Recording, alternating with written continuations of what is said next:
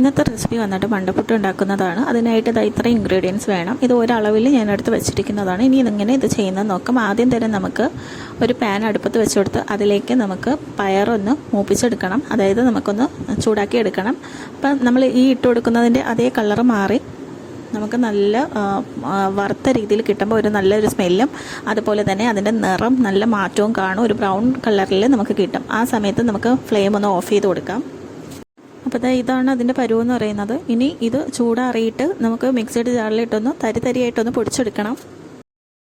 അപ്പം മണ്ടപ്പുട്ട് നമുക്ക് എങ്ങനെ ചെയ്യുന്നത് നോക്കാം. അപ്പോൾ അതിനായിട്ട് ഞാൻ ഇവിടെ ഒരു പാത്രത്തിലേക്ക് ചിരകിയ ശർക്കര ചേർത്ത് കൊടുക്കുന്നുണ്ട്. പിന്നെ അതിലേക്ക് നമുക്ക് തേങ്ങ തിരികിയതും കൂടെ ചേർത്ത് കൊടുക്കാം. അപ്പോൾ ആവശ്യത്തിനുള്ള തേങ്ങയും ശർക്കരയൊക്കെ എടുക്കുക. അപ്പോൾ അത് ചേർത്ത് കൊടുക്കുന്നുണ്ട്. എന്നിട്ട് കൈ വെച്ച് നന്നായിട്ട് ഈ ശർക്കരയും തേങ്ങയും കൂടെ നന്നായിട്ട് കൈ വെച്ചൊന്ന് യോജിപ്പിച്ച് കൊടുക്കണം. ഇനി ഇതിലേക്ക് പയർ പൊടിച്ചത് നമ്മൾ തരിയായിട്ട് പൊടിച്ച് വെച്ചില്ലേ, ആ ഒരു മിക്സി ഇതിലേക്ക് കുറച്ചായിട്ട് ഒന്ന് ഇട്ട് കൊടുക്കുക. പിന്നെ അടുത്തതായിട്ട് ചേർക്കേണ്ടത് അരിപ്പൊടിയാണ്. ഇത് വറുത്ത അരിപ്പൊടിയാണ്.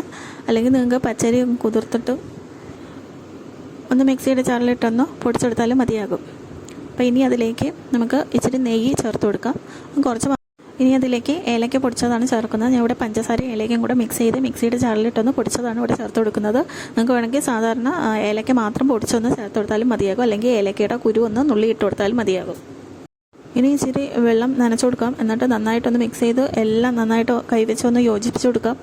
ഇനി അതിലേ നമുക്ക് ഓരോ ഉരുളകളാക്കി എടുക്കാം. നമ്മൾ ലഡുവിനൊക്കെ വെക്കത്തില്ലേ, അതുപോലെ ഓരോ ഉരുളകളൊക്കെ മാറ്റി വയ്ക്കാം.